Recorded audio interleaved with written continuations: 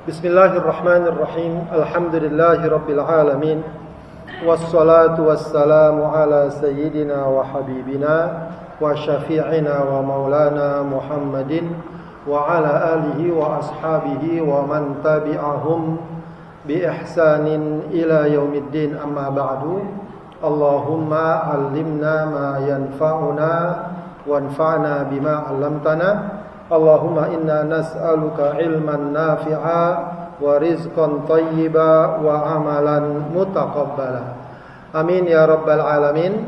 Ibu-ibu sekalian yang dimuliakan Allah Subhanahu wa taala, alhamdulillah di pagi hari ini kita kembali dapat hadir bersama dalam majelis ilmu ini. Mudah-mudahan majelis kita diberkahi dan diridhai Allah Subhanahu wa taala. Amin ya rabbal alamin. Baik ibu, kita lancarkan kembali doa-doa kita. Allahumma inni abduka ibnu abdika ibnu amatika nasiyati biyadik madin fiyya hukmuk adlun fiyya qada'uk as'aluka bikulli ismin huwa laka sammaita bihi nafsak aw anzaltahu fi kitabik aw 'allamtahu ahadan min khalqik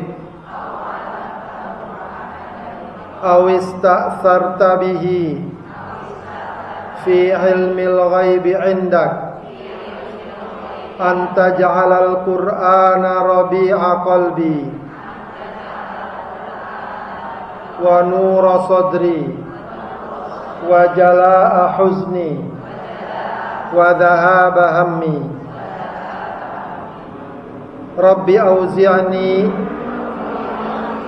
an ashkura ni'mataka allati an'amta alayya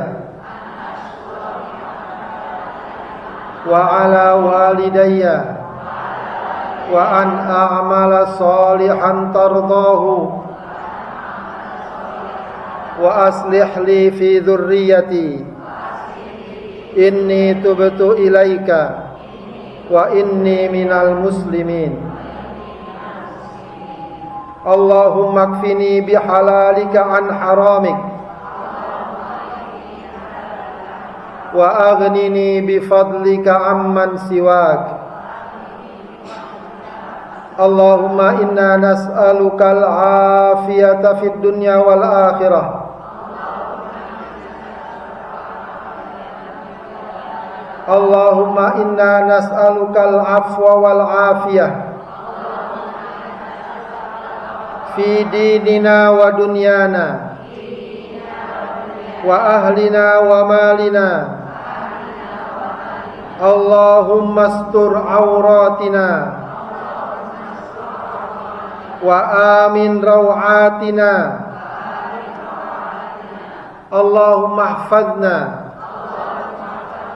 min baini aydina wa min khalfina wa an aymanina wa an syama'ilina wa min fawqina wa na'udzu bi'azamatika an nughtala min tahtina. Baik, ibu-ibu sekalian yang dimuliakan Allah Subhanahu wa taala, kita akan lanjutkan kajian tafsir kita dan seperti biasa berhubung akan memasuki bulan Ramadan ya beberapa hari lagi ya, sekaligus ini juga ya penutupan pengajian ya.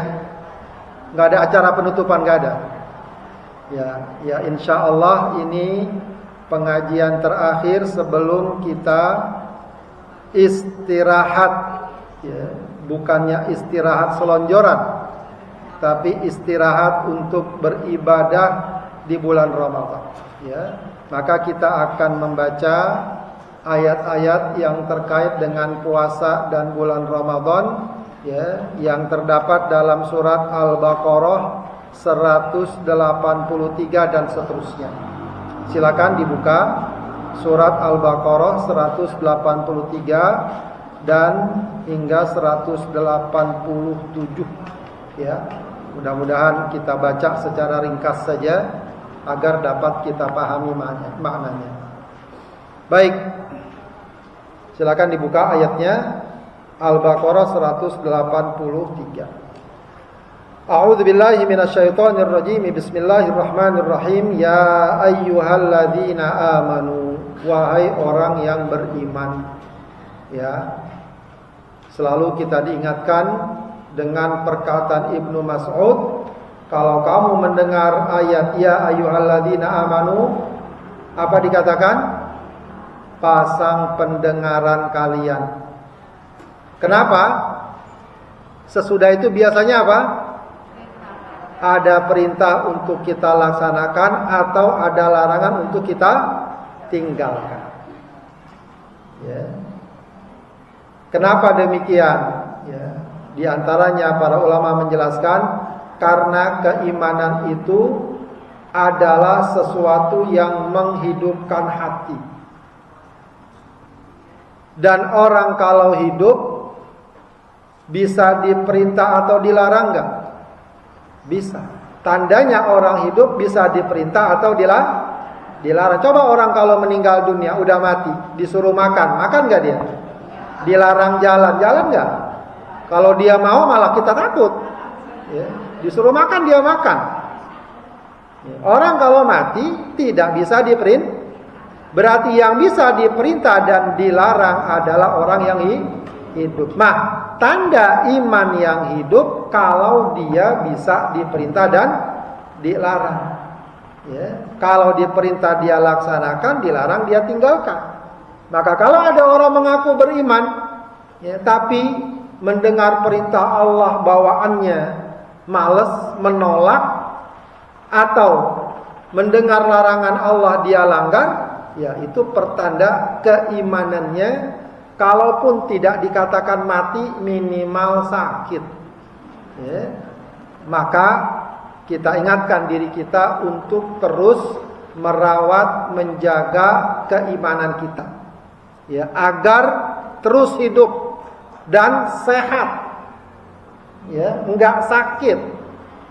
Ya, sebab kalaupun hidup tapi sakit juga begitu bawaannya, malas, lemes, gitu ya. Makan juga nafsu nggak kalau lagi sakit? Nggak nafsu, walau makanannya enak. Memang kadang-kadang begitu ya. Kita lagi sakit, orang bawain makanannya enak, Kita lagi sehat, ada yang bawa makanan nggak? Enak kalau lagi sehat ada yang bawain makanan. Jadi lagi sakit bawaannya, masya Allah, ayam panggang, nasi kabsa, macem-macem. Ya, padahal seenak apapun kalau lagi sakit nggak enak, Pak. Nah, iman juga begitu. Kalau iman kita sehat, maka diajak begini, ayo, dilarang begitu, dia tinggalkan. Ya, itu tanda keimanan yang sehat.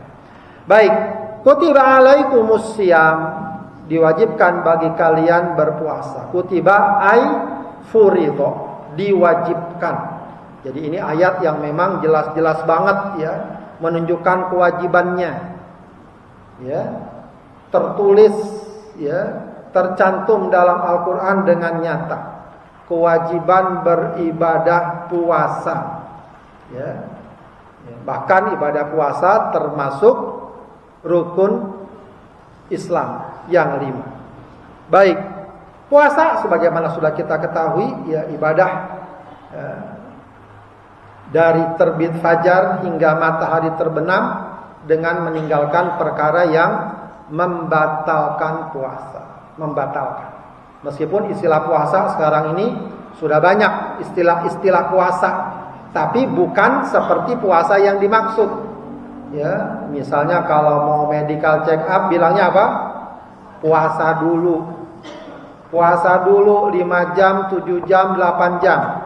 Nah, itu bukan termasuk puasa yang disebut dalam ayat ini. Itu cuma sekedar tidak makan, tidak minum. Minum pun biasa masih boleh ya. Masih boleh minum air putih, makan yang nggak boleh. Ya, itu puasa sekedar bahasanya. Tapi yang menurut istilah syariat, puasa adalah meninggalkan perkara yang membatalkan sejak terbit fajar hingga matahari terbenam. Kama kutiba 'alal ladzina min qablikum, sebagaimana diwajibkan umat sebelum kalian. Ya artinya puasa bukan cuma diwajibkan pada umat Rasulullah sallallahu alaihi wasallam, umat sebelum umatnya Rasul, para nabi sebelumnya pun diwajibkan berpuasa. Cuma apakah puasanya Ramadan, ketentuannya seperti kita, tidak ada, atau setidaknya belum ya kita ketahui. Saya sendiri belum mendalami apakah dulu puasanya Ramadan begitu ya, atau juga puasanya seperti yang kita diajarkan sekarang. Mungkin ada syariat-syariat yang berbeda begitu ya, sebab di antara nabi kadang syariatnya berbeda. Bahkan juga puasa pada masa awal-awal Rasulullah diperintahkan atau kaum muslimin diperintahkan itu juga berbeda dengan puasa yang kita kenal sekarang. Nanti kita bahas di antara makna dalam ayat ini. Baik, kemudian la'allakum tattaqun, agar kalian bertakwa. Nah, di sini yang sering saya sampaikan dalam tafsir Al-Jalalain ya, penafsirannya sederhana. Artinya apa? La'allakum tattaqunal ma'asiyah fa innahu yukassirus syahwata allati hiya mabda'uha. Agar kalian bertakwa, makna takwa di sini yang dimaksud apa? Yaitu makna asal atau makna bahasanya. Dari segi bahasa takwa itu apa? Meninggalkan, menghindari. Dari segi bahasa takwa itu menghindari, ya, meninggalkan. Makanya suatu kali Abu Hurairah ditanya, apakah takwa itu? Maka dia jawab, takwa itu, atau pernahkah kamu lewat jalan yang berduri? Pernah. Kalau begitu apa yang kamu lakukan? Aku menghindarinya agar tidak kena duri. Nah, itulah takwa ya. Itu maksudnya makna asal takwa, meninggalkan. Meskipun takwa adalah melaksanakan yang diperintahkan, meninggalkan yang diharamkan, tapi makna asalnya itu meninggalkan ya. Kalau mengamalkan itu ada kalimat yang spesifiknya. Apa? Albirru. Ya. Maka disebut albirru wat taqwa. Albirru. Bukan bir di kita, bukan.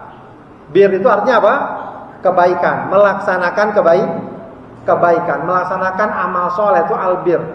Meninggalkan kemaksiatan itu takwa.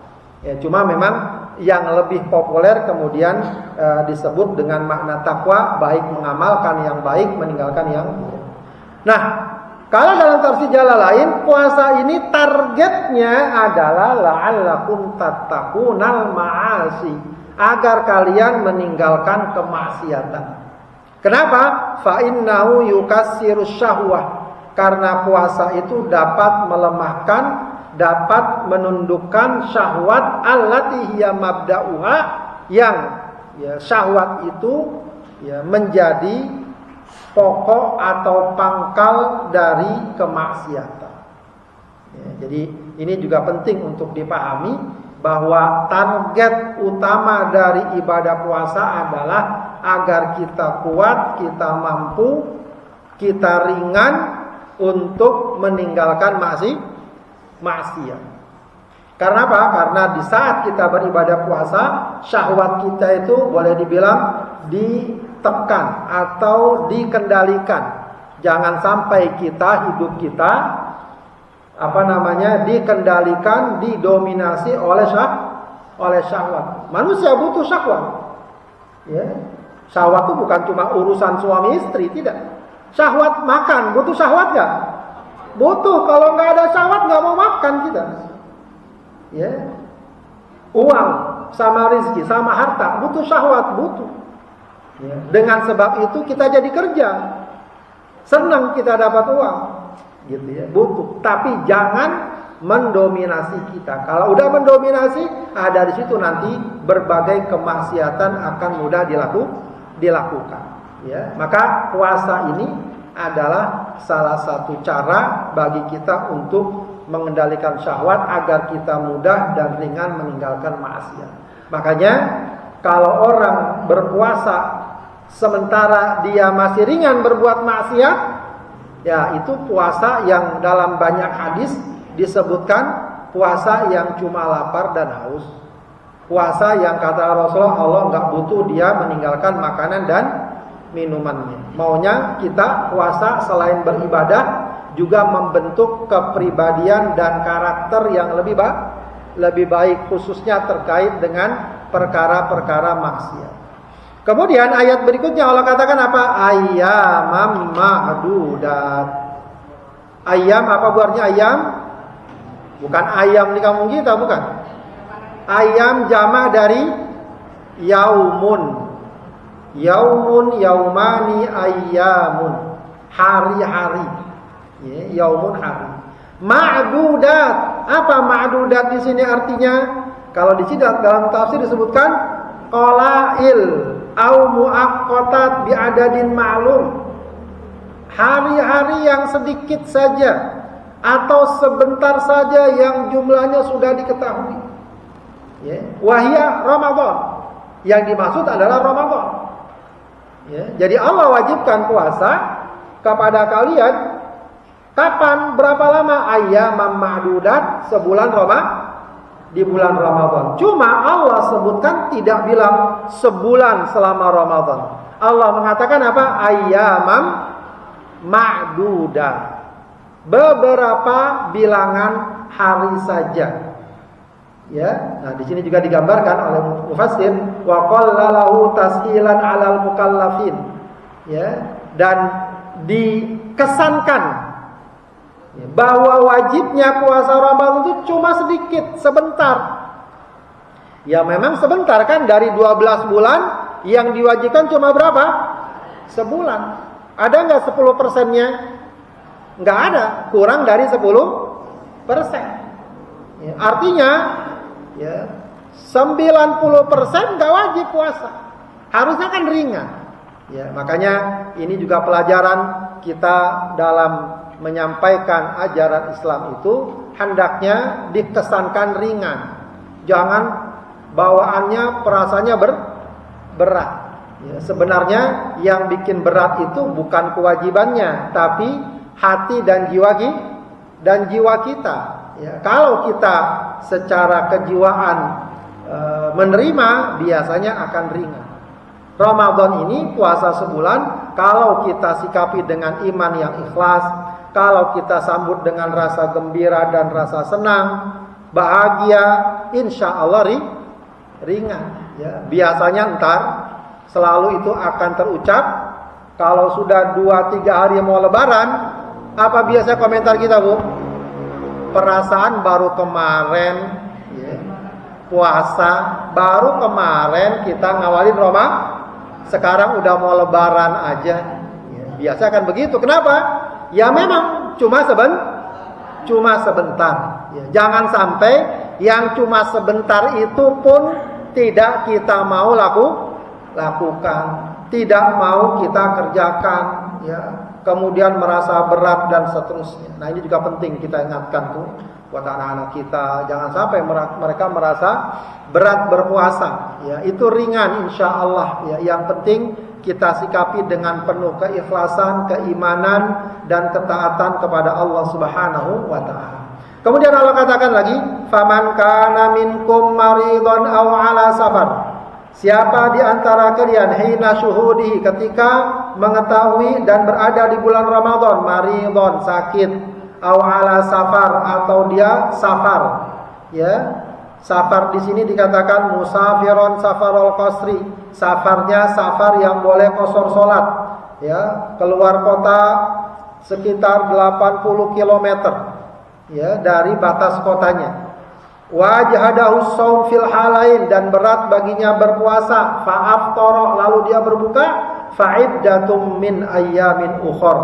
Dia harus mengqadha hari-hari yang kemarin dia tidak berpuasa. Ini yang namanya keringanan, yang namanya uzur.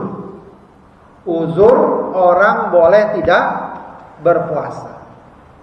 Orang boleh tidak berpuasa kalau sakit, kalau merasa dengan dengan puasa sakitnya akan bertambah atau sembuhnya lebih lama, boleh dia berbuka.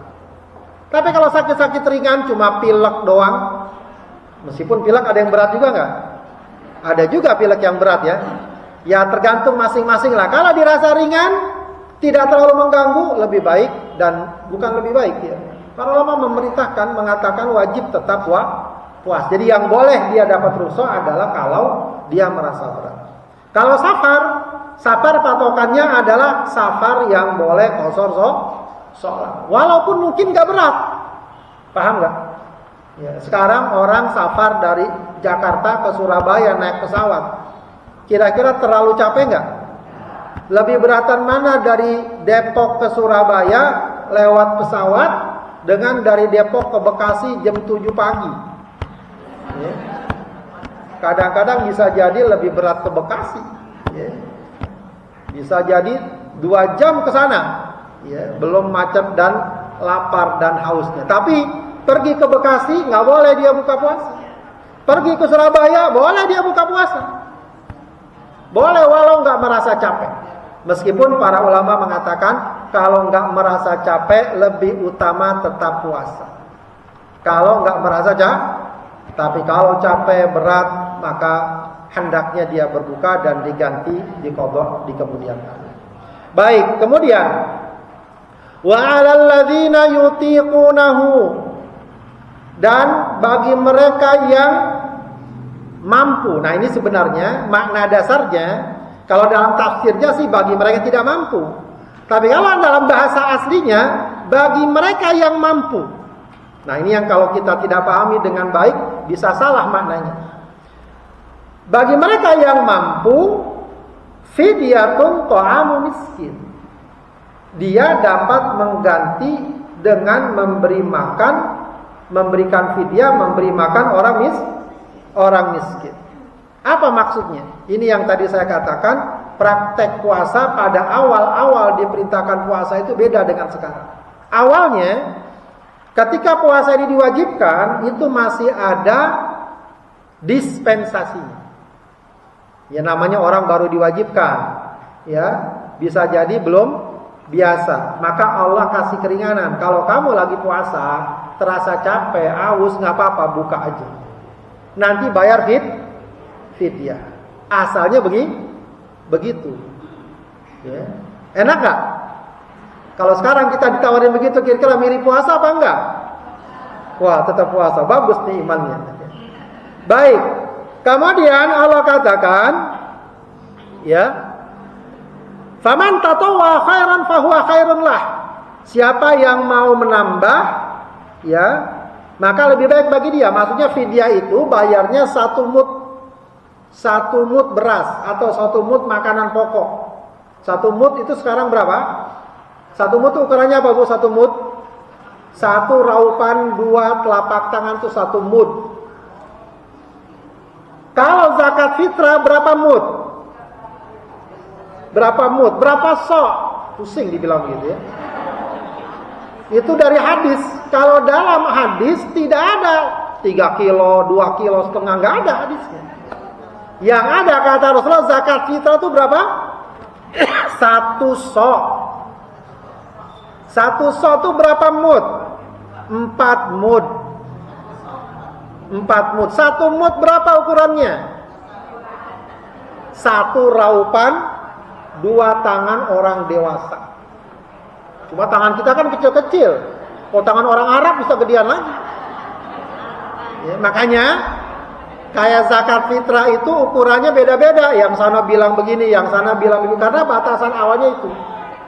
Ya, ada yang bilang 3 kilo, ada yang bilang 2,5 kilo gitu ya.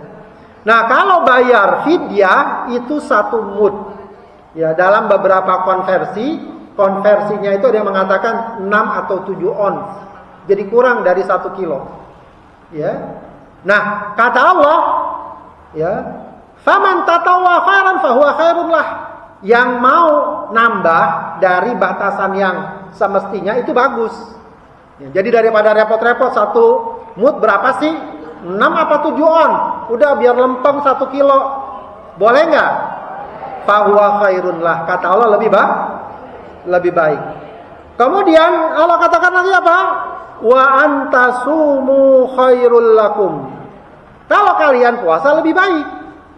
Ya, kalau kalian puasa lebih in kuntum ta'lamun. Kalau kalian mengetahui. Maksudnya apa? Tadi itu. Asalnya awalnya kalau kalian tetap puasa walau tadi haus, walau tadi capek, itu lebih baik. Enggak perlu bayar fidyah lagi. Ya, itu lebih utama. Nah, asalnya demikian. Namun kemudian ada ayat berikutnya, syahrul ramadan alladzi unzila fihil Qur'an hudal linnas wa bayyinatin minal huda wal furqan. Bulan Ramadan, bulan diturunkannya Al-Qur'an. Ya, jadi memang Ramadan salah satu keutamaannya kenapa? Menjadi bulan diturunkannya Al-Qur'an. Bagaimana Al-Qur'an? Apa maksudnya Al-Qur'an diturunkan di bulan Ramadan? Apakah di bulan lain Al-Qur'an enggak turun? Lah kalau di sini dibilang bulan Ramadan.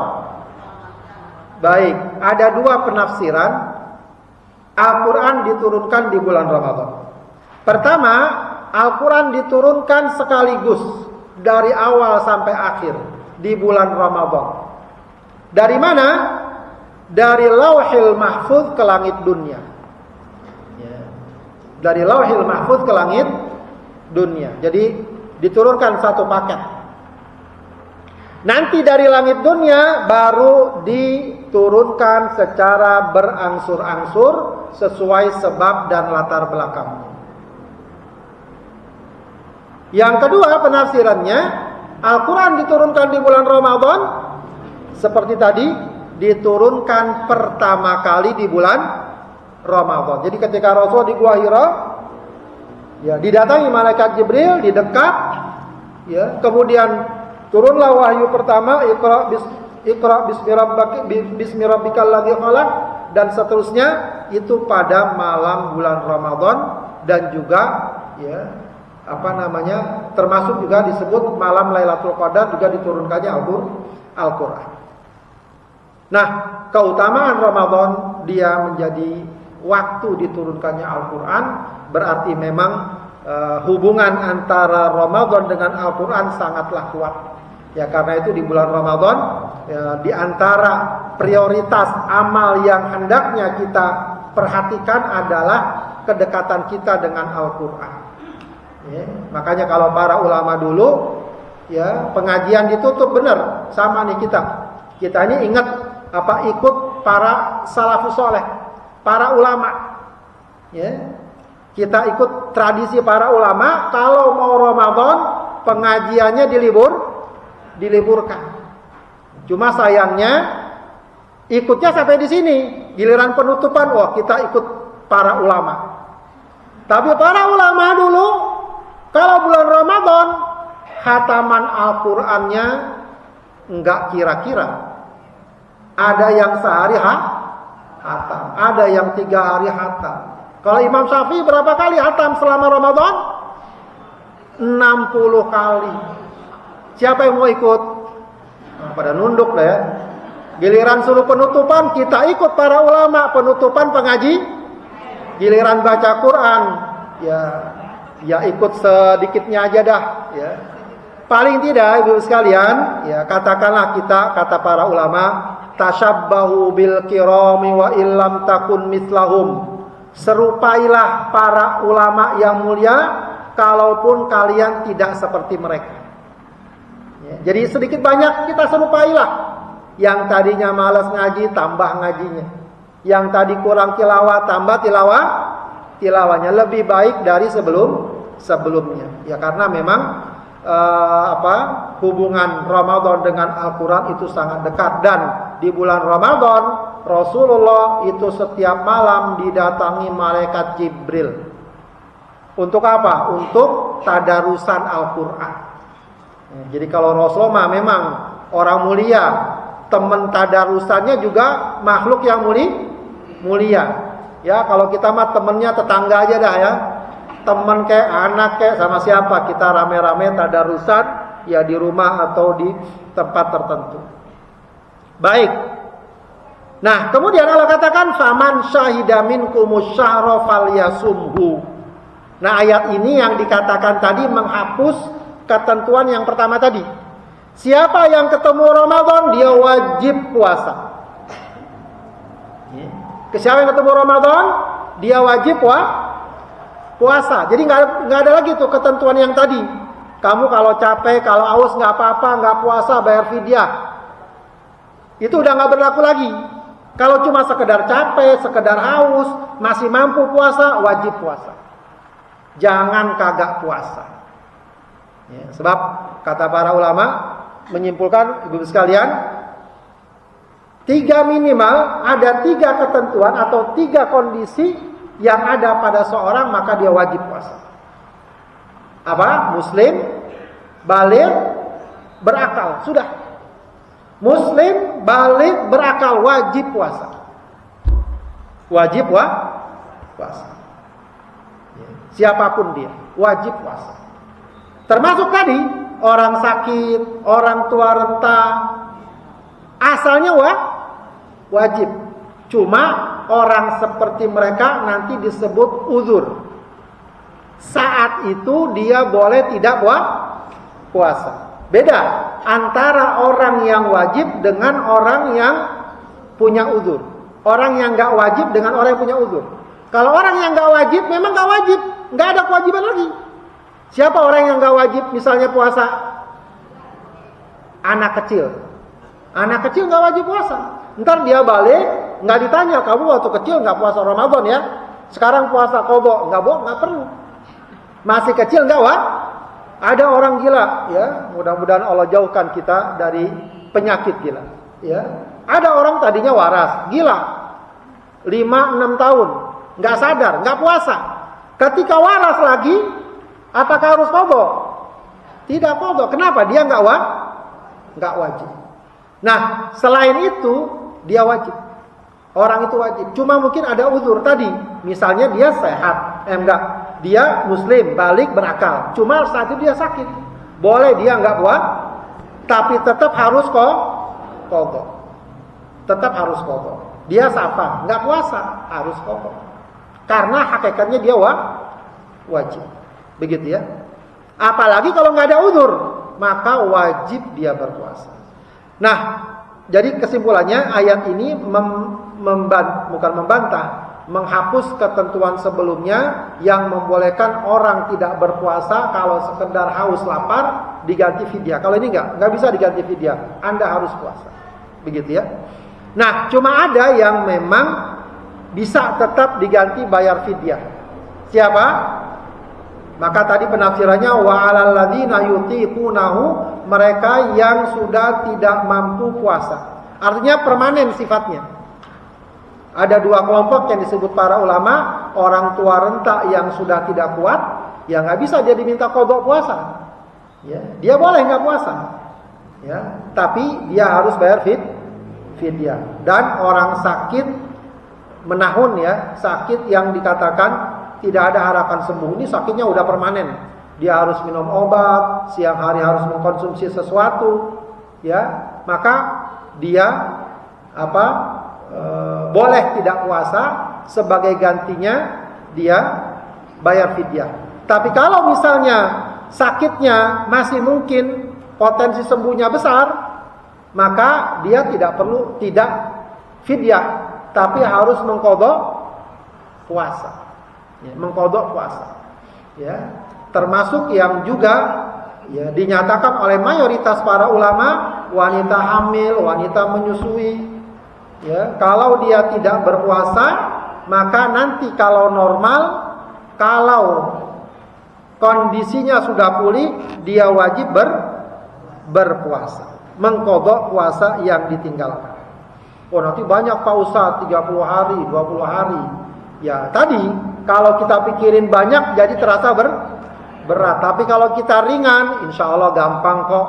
Toh setiap bulan kita puasa Senin Kamis. Katakanlah sebulan cukup dia 4 hari puasa. Setahun lunas enggak? Lunas lah. Ya, kreditan panci aja bisa lunas. Ya, masa kreditan puasa enggak lunas gitu kan? Baik. Kemudian Allah katakan lagi, wa idza sa'alaka ibadi anni fa inni qarib. kalau bertanya kepadamu hambaku, kalau hambaku bertanya kepadamu, kepada engkau, kepada Rasulullah maksudnya. Kepada engkau ya Rasulullah, kalau bertanya ya tentang aku, ya, tentang kekuasaan Allah, tentang di mana Allah, tentang bagaimana Allah, maka fa inni qarib, fa akhbirhum bidzalik. Kasih tahu mereka, ya, aku dekat. Aku dekat. Ujibu da'watad da'i idza da'an. Makanya aku akan apa? Mengabulkan doa orang yang berdoa apabila dia berdoa. Bi'inalatihi masalah. Dikabulkan. Cuma juga ya kita ini kadang-kadang suka banyak nuntut, ya, menunaikan kewajibannya kagak. Makanya Allah ingatkan, falyastajibuli, maka sambutlah ajakanku, kata Allah. Apa ajakan Allah? Taat kepada ya, falyastajibuli. Ya. Kalian udah banyak aku berikan apa yang kalian minta. Kita ini selama hidup, ya, sudah berapa yang Allah kasih kepada kita dari permintaan kita? Ya, enggak kehitung.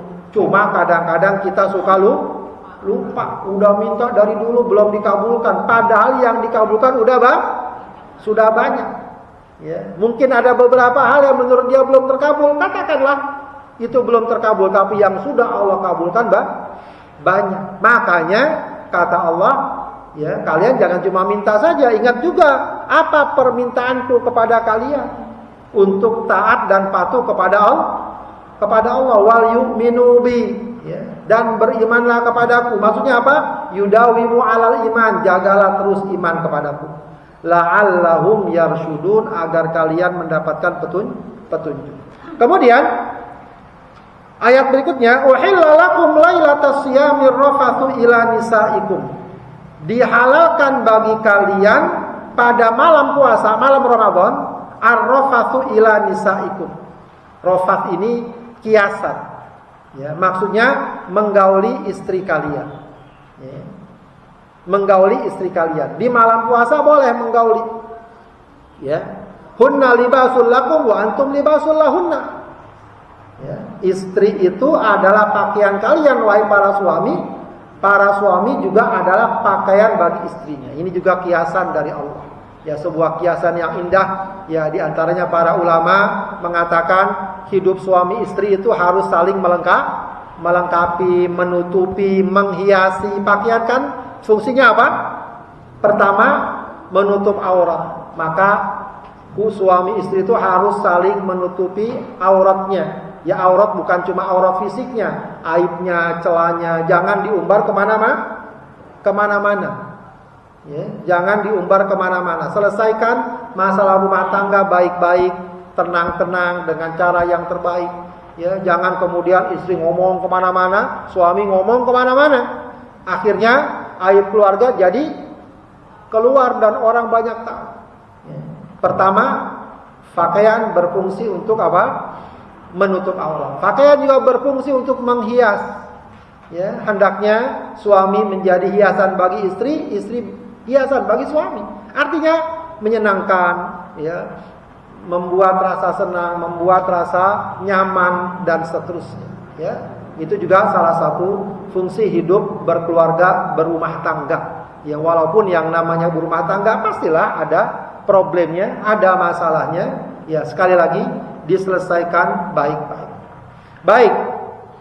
Kemudian hunna libasul lakum wa antum libasul lahunna. Alimallahu annakum kuntum taqtanuna anfusakum. Allah tahu kalian itu mengkhianati diri kalian, fataba alaikum wa afa ankum. Maka Allah terima taubat mereka kalian dan Allah maafkan kalian. Ya, ayat seperti ini juga termasuk sulit kita pahami begitu saja. Ini apa maksudnya?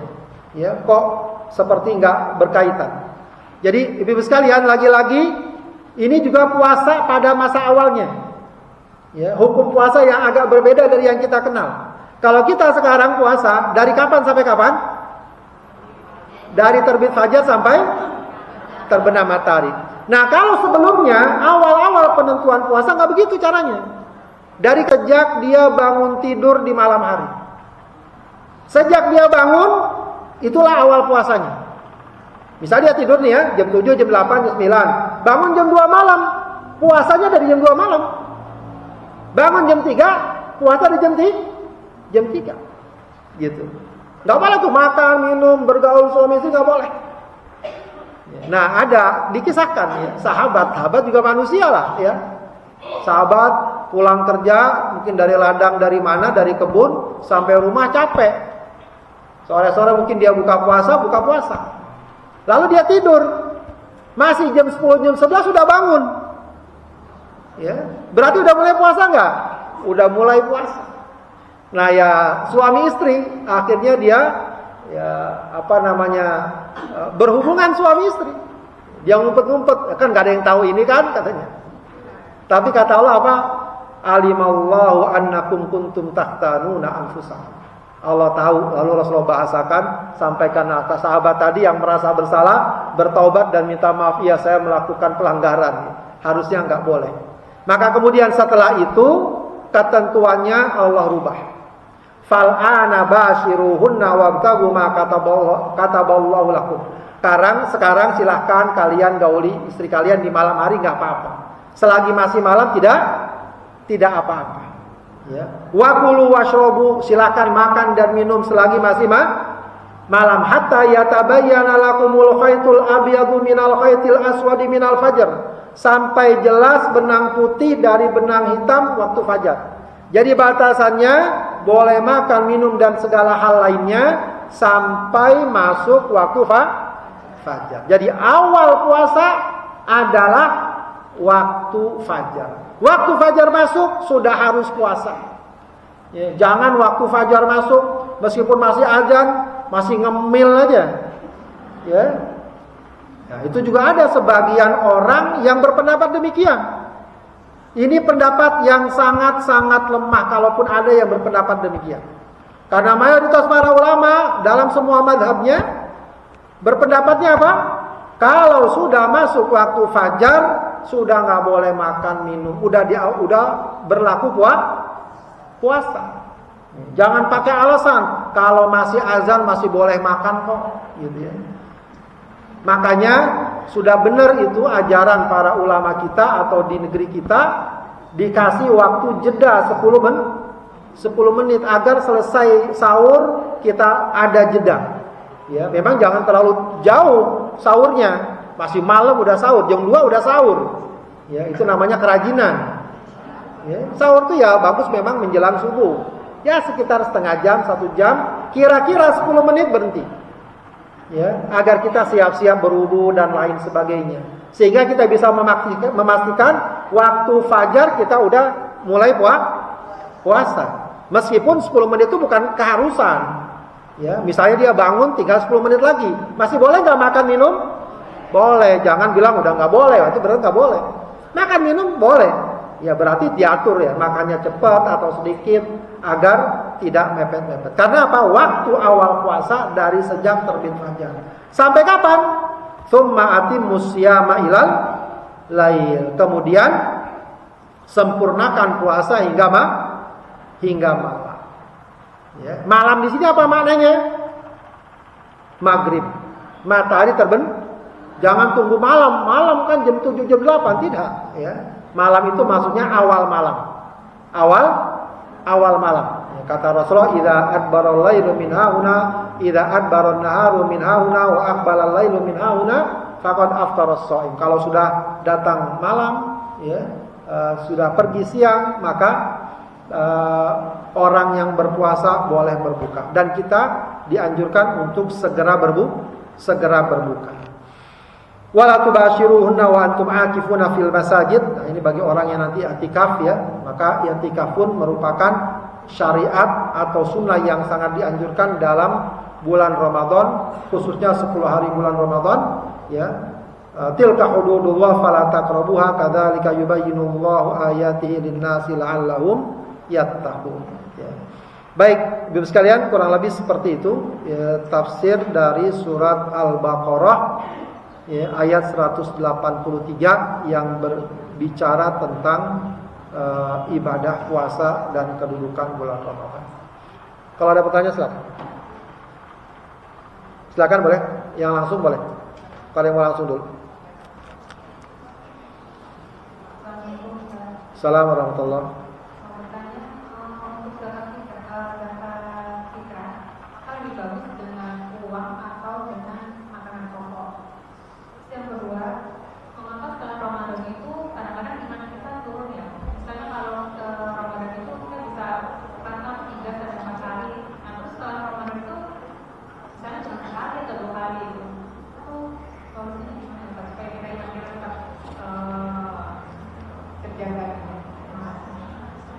Baik, zakat fitrah itu memang terjadi perbedaan pendapat para ulama.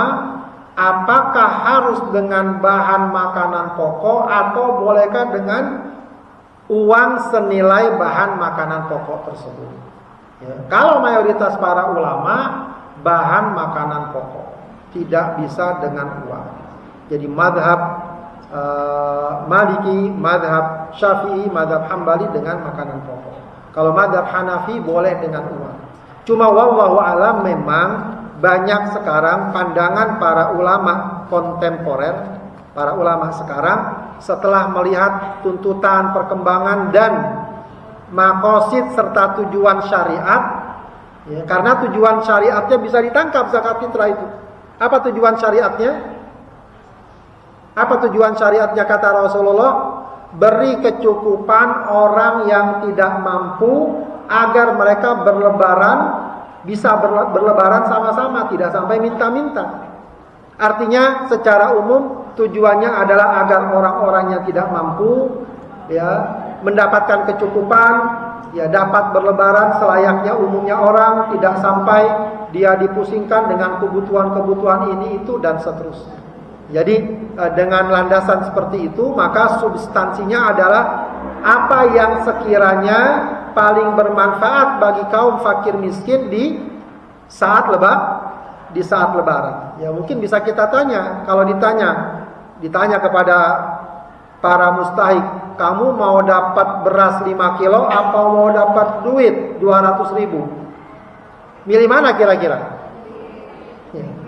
Biasanya orang lebih milih uang karena lebih fleksibel. Ya. Jadi kalau mau dibahasakan, zakat dengan makanan pokok lebih hati-hati, zakat dengan uang, zakat fitrah lebih sesuai dengan tuntutan zaman.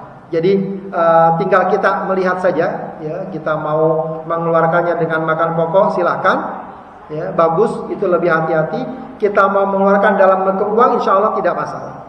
Ya, tidak masalah karena bisa jadi masyarakat juga sangat, dan itu sangat membantu juga panitia. Kalau dengan uang kan gampang banget, ya bagi-bagi atau bahkan tinggal transfer bisa.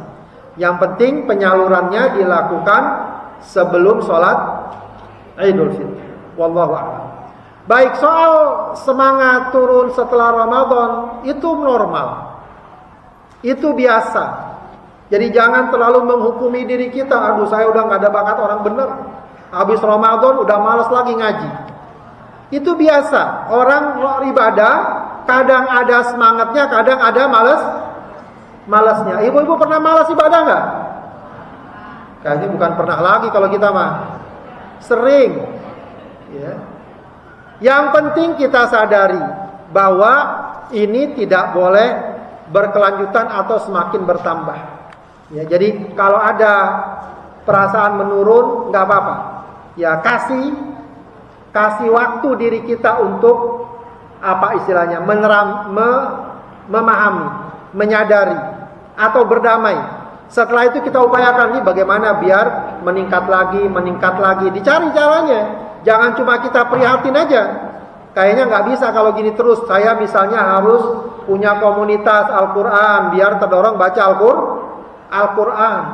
Oh kalau begitu saya mesti belajar ngaji atau hadir pengajian atau banyak berdoa dan seterusnya.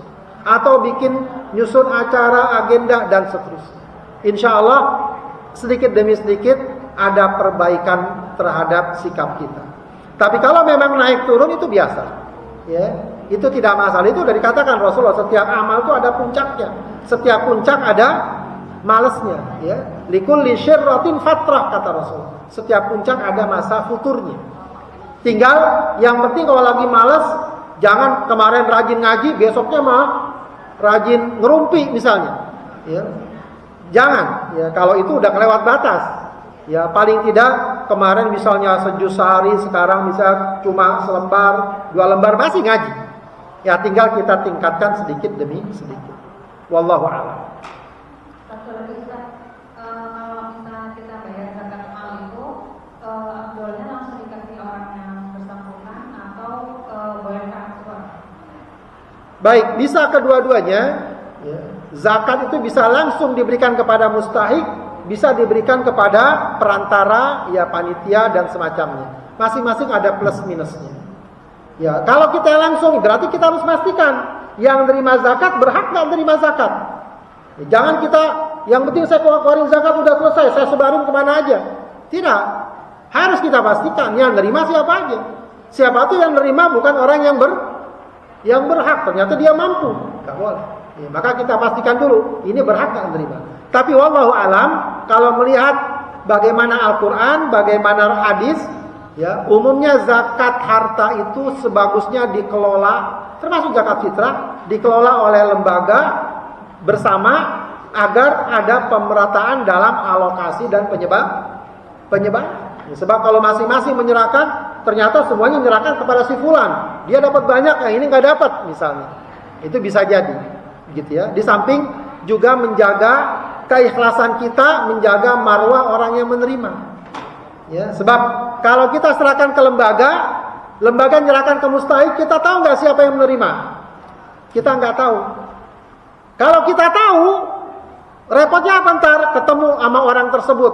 Biasanya dalam hati ada aja kita pikirkan, oh kamu ya yang dulu nerima yang saya kasih uang zakat. Jadi ada aja kan perasaan, apalagi kalau orangnya misalnya ada masalah. Ya, oh kamu itu ya sekarang belagu padahal dulu saya kasih zakat gitu. Bisa jadi begitu. Ya, tapi kalau kita nggak tahu, ya sudah kita lepas. Ya, zakat kita ke siapa, kita percaya kepada lembaganya, sudah disalurkan dengan baik. Itu keistimewaan kalau kita nyerahkan ke lembaga zakat. Tapi kalau kita udah tahu langsung nggak apa-apa.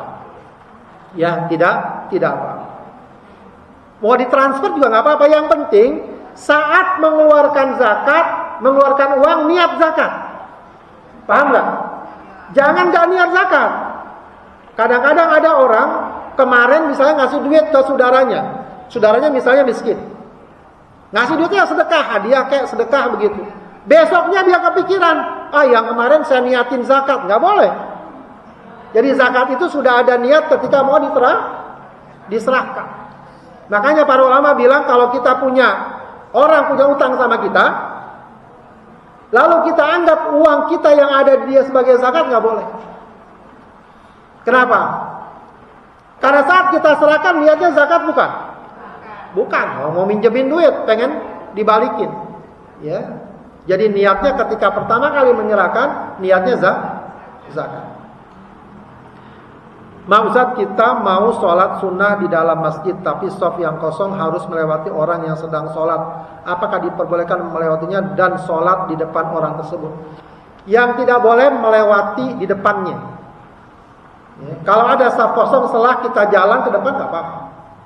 Tapi kalau melewati di depannya jangan.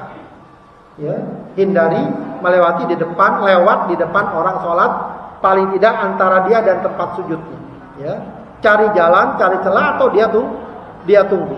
Ya, dia tunggu. Tapi kalau ada celah kosong, kita lewat di depan, nggak apa-apa. Bukan lewat itu namanya. Ya, nerobos lah ya. Ya, nerobos tidak masalah. Kalau lewat yang nggak boleh lewat di hadapan. Baik, bagaimana cara menjaga keimanan agar tidak sakit? Banyak lah ya, berdoa, ngaji, istighfar yang banyak, cari teman yang soleh, ya. Hindari makanan haram, itu hal-hal yang dapat merawat keimanan, ya, dan juga ya bertaubatlah ya kalau kita melakukan pelanggaran. Kemudian jika sudah melaksanakan malam nisfu Syaban, apakah masih dibolehkan puasa sunnah Senin Kamis? Ya, memang ada hadis yang melarang puasa setelah pertengahan Sya'ban. Ada. Cuma memang penjelasan para ulama bermacam-macam. Ada yang mengatakan yang tidak boleh bagi orang yang nggak pernah puasa sunnah sebelumnya, lalu pas setelah nisfu Sya'ban dia puasa. Itu yang nggak boleh. Tapi kalau orang udah biasa puasa sunnah Senin Kamis, ya, biasa puasa sunnah, lalu setelah pertengahan Sya'ban dia mau puasa sunnah nggak apa-apa. Kalau ada yang larangan spesifik itu puasa sehari 2 hari sebelum Ramadan. Itu yang dilarang. La taqaddamu Ramadan bi shaumi yaumin aw yaumaini kata Rasul. Jangan dahulukan Ramadan dengan puasa sehari 2 hari sebelumnya. Jadi kira-kira nih ya, besok misalnya kemungkinan hari apa? Ramadan? Sabtu kalau enggak Ahad. Kita pokoknya udahlah, saya dari Kamis mau puasa dah. Puasa Kamis, Jumat saya puasa biar enggak apa-apa lah kalau enggak Ramadan saya puasa sunnah. Enggak boleh. Ya, jadi nanti Kamis besok ya Jumat ya, jangan puasa. Ya. Sama nanti setelah Ramadan pun sehari sudah jangan puasa. Tapi kalau masih sebelum itu, kalau memang kita biasa puasa sunnah, ya kita puasa sunnah, nggak apa-apa. Baik, izin bertanya, sedang belajar tahsin dan menyempurnakan makhraj bacaan masih terbata-bata. Apa yang harus saya prioritaskan kalau membaca dengan pelan agar makhrajnya sempurna? Bagus. Yang sudah berjalan belajar itu sudah bagus. Ya, itu sudah masuk dalam hadis Rasulullah, khairukum man ta'allamal Qur'ana wa 'allama. Jadi baca terbata-bata, bahkan dalam hadis man qara'al Qur'ana al-mahiru bil Qur'an ma'as safaratil kiramil bararah. Orang yang pinter, bagus, lancar bacaan Al-Qur'annya nanti akan dikumpulkan bersama malaikat yang mulia. Walladzi yatata'ta wa huwa 'alai syaqun falahu ajran. Adapun yang masih terbata-bata, sulit, ya, keluh, ya, maka kata Rasulullah dia dapat 2 pahala. Kata para ulama, kenapa dapat 2 pahala? Satu baca Quran, kedua apanya? Capeknya. Ya, kesian orang kalau masih terbata-bata, capek nggak? Yang satu udah 1 halaman dia masih 1 ayat, nggak apa-apa. Ya, jangan putus asa. Akan dapat kemuliaan. Baca aja pelan-pelan, nggak usah harus wah saya mesti hatam, baca sekena-kenanya. Nggak apa-apa, pelan-pelan, itu insya Allah ada fadilahnya. Walaupun misalnya gara-gara itu nggak hatam, nggak apa-apa. Ya, tidak harus hatam tidak harus. Ya, tapi baca, ya, yang penting baca walau perlahan-lahan lebih baik, ya. Yang penting makhrajnya terjaga, ya, dan lebih sempurna ketimbang dia ngejar target banyak yang dilanggar. Ya, kalau yang cepat itu yang mahir, yang udah biasa, dia bisa cepat nggak apa-apa. Ya, ya kayak Imam Syafi'i tadi, 60 kali hatam Ramadan. Berarti sehari berapa hatam? 2 hari, 2 kali. Kira-kira berapa jam dia hatam? Ya, ada beberapa teman itu yang hatam sekali duduk dengan bacaan cepat sekitar 7-8 jam. Itu bisa hatam. Ya tentu dengan bacaan cepat, ya. Pak Ustadz, apakah waktunya berbuka puasa mengikuti waktu azan di daerah kita atau mengikuti waktu semisal azan di televisi? Intinya sih bukan azannya, udah waktu masuk maghrib atau belum. Nah itu yang memang agak repot, ya. Jangan berpatokan, ya, azan begitu saja, ya. Bisa jadi muazzinnya buru-buru bangun tidur, dia kira udah maghrib, dia azan, kita yang di rumah udah kegirangan, langsung nyaplok, ya. Padahal loh harusnya kan tanya, kok jam segini udah azan? Kan bisa cek dulu, ya, cek dulu atau pas. Kalau ada hal yang aneh lah, ya, kalau ada hal yang nggak biasa, atau muazzinnya terlambat azan, dia ke WC dulu, 1-2 menit lewat. Kita nggak perlu nunggu kalau kita pastikan sudah maghrib. Jadi kita buka puasa ikut di tempat kita berada. Walaupun mungkin lebih cepat atau lebih lambat. Kita kalau ke timur buka puasanya lebih cepat apa lebih lambat? Nah, kita misalnya di sini ke Jogja, lebih cepat lebih lambat? Lebih cepat. Kalau kita ke barat kayak ke daerah Bandung, Bogor gitu, lebih lambat. Nah itu juga hati-hati tuh ya. Dari Depok ke Bogor itu bisa beda 1 menit 2 menit. Ya, coba aja perhatikan. Wilayah Bogor itu, Bogor, Sukabumi, itu beda. Dia lebih lambat. Ya, kita jangan pakai aplikasi HP kita. Main makan saja, tunggu dulu. Ya, maka perhatikan kalau kita lagi keluar kota atau kemana. Ya, bahkan yang cukup unik tuh di tower hotel paling tinggi, bangunan paling tinggi di mana? Di Dubai, Burj Dubai. Itu kata ini nggak baca, yang tinggal di kamar paling tinggi beda waktu bukanya dengan tinggal di kamar paling bawah. Kenapa bisa begitu? Yang paling tinggi lebih cepat apa lebih lama? Lebih lama. Karena ketika yang di bawah matahari terbenam, yang di atas masih ngelihat sedikit matahari. Ya, masih ngelihat sedikit matahari. Jadi dia lebih lambat, ya, 1-2 menit. Jadi patokannya waktu maghrib. Kalau sekarang kan sudah banyak jadwal tuh ya, bisa dijadikan patokan. Baik, fidyah bolehkah kita bayarkan pada saudara kandung yang miskin? Boleh. Fidyah zakat boleh kita salurkan kepada orang yang tidak wajib kita berikan nafkah. Kalau orang yang wajib kita berikan nafkah, nggak boleh kita serahkan fidyah atau zakat kita. Siapa yang wajib kita berikan nafkah? Suami, istrinya, istri bagi suaminya, anak-anak. Nggak boleh kita keluarkan zakat untuk anak. Orang tua, ya, nggak boleh kita zakat kepada orang tua. Tapi kalau saudara kita nggak wajib. Ya tentu bukan berarti nggak wajib, nggak peduli ya. Nggak wajib, maka boleh kita berikan fidyah kepada saudara jika memang dia miskin. Afwan, setelah kajian kita foto dan salaman. Wah, ini bukan pertanyaan ini. Nyampe ke sini nih. Salah masuk dia. Baik, sholat tarawih hari 1 19 11 rakaat karena mengerjakan di rumah berjamaah. 20 sampai 30 sampai akhir 23 rakaat, gimana hukumnya? Boleh saja. Yang penting bagusnya kita ikuti apa yang dipraktekkan di satu tempat. Kita masjid, di masjidnya tarawihnya 11, kita 11. Tarawihnya 23, kita 23.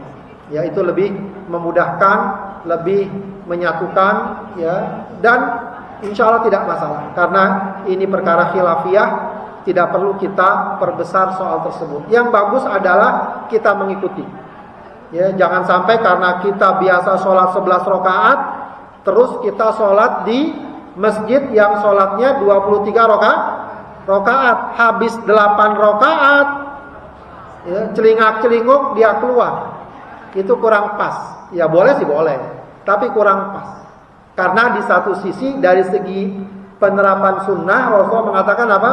Man shalla ma'al imam hatta yansorif kutiba lahu qiyamul lail. Siapa yang sholat bersama imam, maksudnya ketika Ramadan, sholat tarawih, maka akan dicatat baginya sholat malam semalaman. Artinya dia tidak mendapatkan fadilah itu. Di sisi lain pun dari segi kerukunan, kebersamaan jadi kurang. Ya, maka bagusnya kita mengikuti praktek apa yang dilaksanakan di masjid tersebut. Kalau di rumah sih kita bebas. Ya. Kalau kita mau 8 rakaat 11 rakaat insya Allah nggak masalah. Kalau mau kita tambah agar lebih baik nggak apa-apa juga. Ya, wallahu a'lam. Baik, sudah ya. Sampai di sini. Ada pertanyaan? Baik, Bapak sekalian yang dimuliakan Allah Subhanahu wa taala, kalau tidak kita akhiri ya pengajian kita. Kita baca doa dulu sama-sama ya, kita mohon kepada Allah Subhanahu wa taala semoga Allah Subhanahu wa taala berkahi kita, kuatkan iman Islam kita dan pertemukan kita dengan bulan Ramadan dalam keadaan sehat rohani dan jasmani, dijauhkan dari penyakit, dan yang sakit semoga Allah sembuhkan, ya, dijauhkan dari musibah dan bencana, dan kita dapat mengisi Ramadan dengan sebaik-baiknya. Astaghfirullahaladzim, astaghfirullahaladzim, astaghfirullahaladzim. Hamdan yuwafi ni'amahu wa yukafi'u mazidah.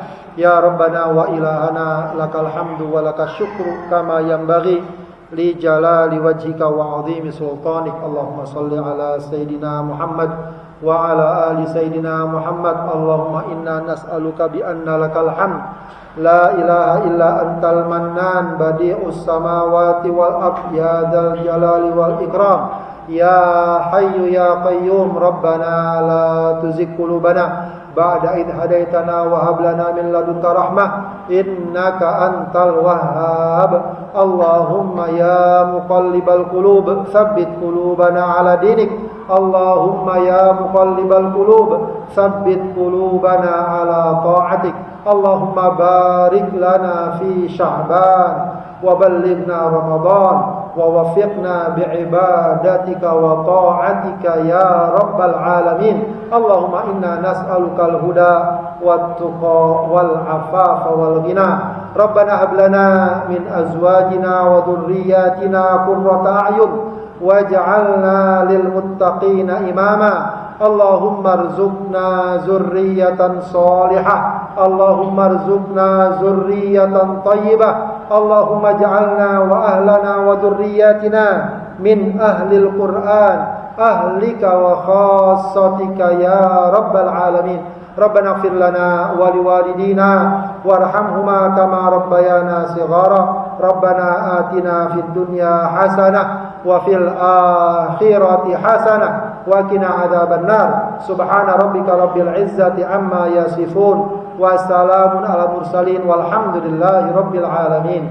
Ibu sekalian, saya secara pribadi minta maaf ya kalau ada kekhilafan, ada kesalahan selama mengajar, dan juga kita semua saling memaafkan, dan mudah-mudahan insyaallah lebaran nanti kita bisa melanjutkan kembali pengajian kita lebih semangat, lebih baik ya, lebih semarak insyaallah. Satu lagi saya juga minta izin ya, insyaallah Ramadan nanti saya mau Ramadan di kampung orang. Doain ya. Namanya kampungnya Lakemba. Ada yang tahu kampung Lakemba? Nggak tahu? Cari di Google. Lakemba. Ya, dia ada di Sydney di Australia insyaallah. Ya, insyaallah sampai Ramadan. Ya, mohon doanya biar selamat, mudah dan lancar insyaallah. Ya, nanti kalau ada apa-apa bisa WA aja. Kalau ada komunikasi, mudah-mudahan lancar. Kita tutup dengan kafaratul majlis. Subhanakallahumma wa bihamdika asyhadu an la ilaha illa anta astaghfiruka wa atubu ilaik. Assalamualaikum warahmatullahi wabarakatuh.